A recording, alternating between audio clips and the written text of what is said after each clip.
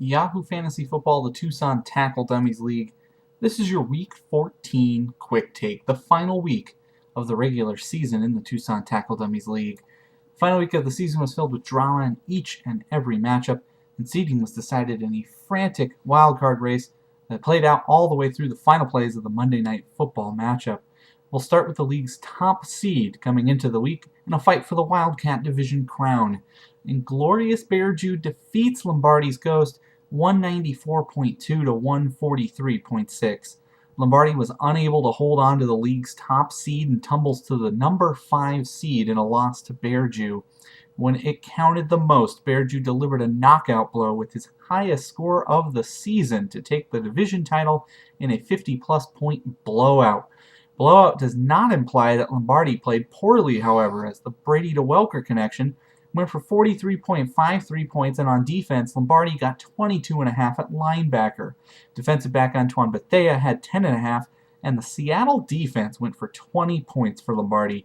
The glaring downer for Lombardi was the 3 tight end set this week, as Jermichael Finley, Brent Selleck, and Ed Dixon combined for just 7.3 points, with Finley scoring none of those points at all. Meanwhile, Bear Jew posted 11 players above projections and 8 in double digits. Quarterback Matt Ryan had a game-high 29.9 points. Running back LaShawn McCoy added 19.85, and the team got 28.5 combined from wide receivers Torrey Smith and Jory Nelson. On defense, Bear Jew scored 77.5 points, getting 19 from the Green Bay defense and 30 at defensive linemen this week from Jason Pierre-Paul and Trent Cole. With the win, Bear Jew jumps to the number 2 seed, finishing 10-4 on the year and riding a 3-game winning streak as the league's second highest scoring team. Lombardi will be the league's top wild card, with the loss at number 5 overall after an impressive 10-4 regular season. So with the number 1 seed up for grabs, who would emerge on top? What the Shell defeats Wildcats 184.68 to 130.84. Cavs division winner Shell emerges from the fray with the league's top seed after knocking off playoff hopeful Wildcats in another 50-plus point blowout. Shell had a game-high 39.1 from running back Maurice Jones-Drew, and the Breeze to Colston connection maxed out for a combined 48.13 this week. Over on defense, linebacker Sean Witherspoon went for 11 points, as did the Denver defense, and Shell got 10 points from defensive back Morgan Burnett. Wildcats came into the game as the league's number 8 seed and in possession of a precious wildcard spot, but a blowout loss combined with a couple of crucial lineup mistakes would cost this team at the worst possible time. Wildcats got a very surprising game-high 22.05 from running back Ryan Grant, but for the 3rd straight week, Wildcats left the inactive Adrian Peterson in the lineup for no points at all. The 3-headed Minnesota attack was made worse by quarterback Christian Ponder for Wildcats and his 9.45 to go with a late-game benching. Only wide receiver Percy Harvin of the Vikings returned any Viking dividends as he scored 20.34 this week. The points left on the table by Wildcats over the last few weeks would become even more vital as the loss dropped the team to 7-7 and forced Wildcats to wait out the remaining games to see if the team would get into the postseason. Shell, on the other hand, completed a 6-0 run against the rest of the Cavs division to finish with the league's best points record overall. So who capitalized on the potential opening in the playoff picture? First off, Angry Arthritis knocked off Raging Boners 112.65 to 102.72. With Wildcats losing, all Boners needed to do was win and he would get in. Instead, Angry Arthritis flared up for his first divisional win of the season and ended Boners' playoff hopes in the week's closest matchup. Arthritis had 4 on offense above projections, led by a game-high 24.15 from quarterback Eli Manning, plus 16.15 from wide receiver Roddy White, 15.35 from running back D'Angelo Williams, and 11.8 from fellow Panther Greg Olson at tight end. Arthritis also had to overcome adversity as running back DeMarco Murray went down to injury with just 3.35 points, and the Dallas defense got torched by Arthritis' own quarterback and returned negative 4 points this week. Boners benefited from the torching of the Dallas defense as well, getting 19.3 from wide receiver Hakeem Nicks, and also found success with the Panthers, getting a team-high 21.59 from quarterback Cam Newton. The rest of the offense struggled mightily, however, as Boners had a combined 5.25 at running back, just 1.8 points at tight end, and the flex starters combined for just 5.43 points. Even kicker Sean Sweesum disappointed, netting just 2 points after being projected for 10 plus. The most costly decision by Boners, however, this week was on defense, as Boners left defensive back Brian Scott on the bench as he scored 15.5 points. Had Scott went in the lineup in place of the lowest scoring defensive back, D'Angelo Hall, Boners would be in the playoffs today. Instead, by virtue of the loss, Boners would finish 7-7 as well on the season and finishes with fewer points than Wildcats, keeping Wildcats in line for the final wildcard spot for the moment. Now, would anybody do anything that they needed to do to get into the postseason with two contenders already falling? Navajos knocked off the Amazons, 133.98 to 85.79. Navajos stood the slimmest of chances for making the postseason, but first, the team had to win. Navajos did so in convincing fashion over rival Amazons by nearly 50 points. Navajos had a game-high 21.7 from wide receiver Laurent Robinson, and fellow wide receiver Jabbar Gaffney added 16.7. These scores made up for three running backs combining for no points at all, and continued miserable play at quarterback by Caleb Haney, who scored just 6.3 points. Amazons did not capitalize on Navajo's shortcomings, however, with two starters inactive due to injuries and only two offensive starters scoring over 5 points. Over on defense, Amazons had 15 from the Jets defense and 15 from linebacker James Anderson.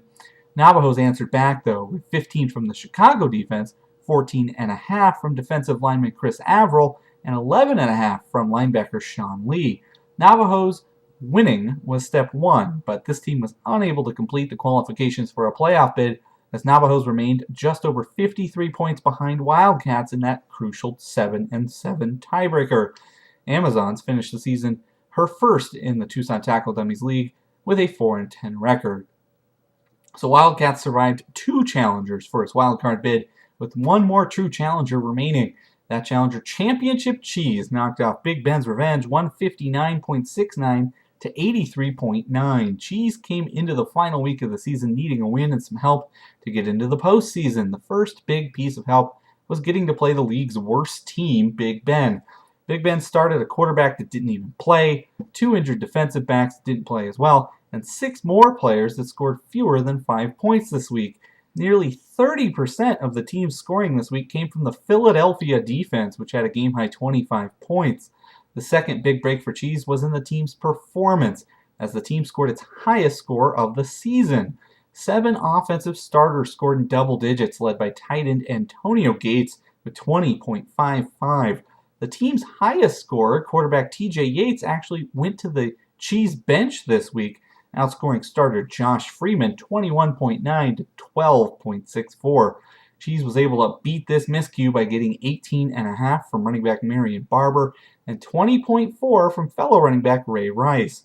With all this scoring, Cheese snatched away the final wildcard spot from Wildcats by a mere 36 total points in the 7-7 tiebreaker. Meanwhile, Big Ben completed a run of 8 straight weeks scoring fewer than 100 points, and goes from the league's defending champion to the league's worst team. With the number 8 seed claimed, who would take over the contested wildcard spots remaining coming into the final week of the season and capitalize on their opportunities? White Powerade defeated Mojo Jojo 139.32 to 128.77. Powerade came into the week controlling its own destiny, and the victory over Aztec Division champion Mojo was just what the doctor ordered. The victory was a bit of a gift, however, as Mojo left his two highest scorers on the bench, with 23.15 from wide receiver Julio Jones and 19.79 from fellow wide receiver Doug Baldwin. In the lineup, Mojo had a combined 0 points at flex from the injured James Starks and the disappointing Plaxico Burress. Mojo did have success with 19.09 from quarterback Aaron Rodgers, 16.3 from running back Ryan Matthews, and kicker Mike Nugent with 15 points this week. Powerade took advantage of the miscues that Mojo had in his lineup, with 7 in double digits and 8 above projections this week. Running back Brandon Jacobs netted 22.1, fellow running back Michael Bush added 16.45, and quarterback Michael Vick returned with a pedestrian 12.97. Over on defense, Powerade had 17 points from linebacker Terrell Suggs and 10.5 from defensive lineman Vince Wilfork. The win improved Powerade to 8-6 on the season and locked that team in as the number 7 seed heading into the postseason, while Mojo finished 9-5 as the league's number 4 seed. In the end, both of these teams, being Tucson Tackle Dummies newcomers, are going to reach the playoffs in their first season in the league. But one division remained undecided. The Toro division remained in the balance. Mustache Discount knocked off Greek Thunderball 168.45 to 130.44. Mustache needed a win and an easy Chargers loss to take the division, and a win did not come easy for Mustache. Greek was able to maintain a small lead for most of the matchup until Mustache blew the doors off the contest on Sunday night, getting 53.34 from 3 Cowboys, Tony Romo, Des Bryant, and kicker Dan Bailey. All in all, the Mustache offense had 7 above projections this week and 7 in double digits for the team's highest score of the season. Running back Reggie Bush added 15.41, and running back Frank Gore went for 13.2. Greek kept things interesting with 23.65 from wide receiver Larry Fitzgerald, 19 from quarterback Ben Roethlisberger, 13.7 from running back Roy Halou, and tight end Brandon Pettigrew added 13.2. However, the defensive backs and defensive linemen once again let Greek down as they are underperforming and underachieving, and star wide receivers Calvin Johnson and Jeremy Maclin combined for just 6.3 points this week. Greek finished the season 3-11 in 15th place overall, while Mustache would either claim the Toro Division title or be the number 6 seed with a 9-5 record. Going for the Toro title, AZ Chargers defeated Viva Football 182.92 to 107.3. AZ Chargers took the Toro Division crown in convincing fashion. 8 players reached double digits and 8 beat projections, led by a game-high 29.5 from record-setting tight end Rob Gronkowski. Wide receiver Antonio Brown added 22.77, and quarterback Phillip Rivers posted 20.8. And on defense, linebackers Brian Urlacher and DJ Williams combined for 23.5 points.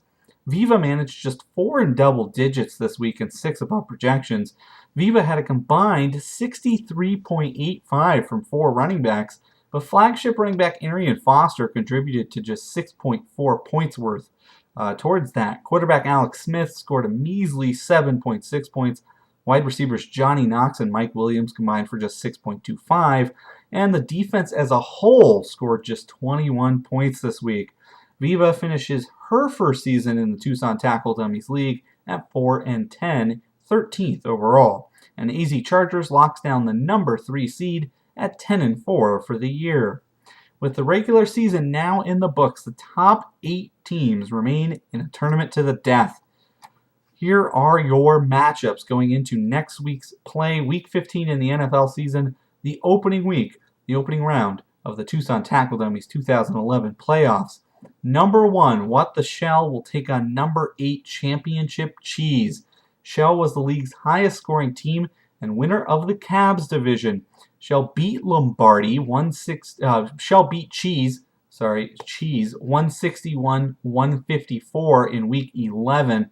This is Shell's second playoff appearance in the Tucson Tackle Dummies League playoffs, last reaching in 2009. This is Cheese's 4th playoff bid in 4 years in the league, and Cheese won the Tucson Tackle Dummies title in 2008 and 2009. However, Cheese makes the playoffs this year, having given up more points than the team has scored, and having been the only team to make the postseason this season with a losing record in his own division. Number 2, Bear Jew, Inglorious Bear Jew, will meet number 7, White Powerade. Bear Jew won the Wildcat division this season in the final week of the season. This will be the first ever meeting between these two teams in Tucson Tackle Dummies play. This is Bear Jew's 2nd straight trip to the playoffs, finishing 3rd and taking the bronze last season. In the other matchups, number 3 AZ Chargers will meet number 6 Mustache Discount in a rivalry game.